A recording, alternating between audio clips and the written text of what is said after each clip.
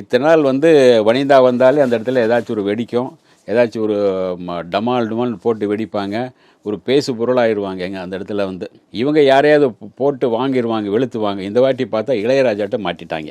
அதனால் வந்து அன்றைக்கி கண்ணீரோடு அவங்க ஒரு பேட்டி தர வேண்டிய சூழ்நிலை ஏற்பட்டுச்சு இன்றைக்கி.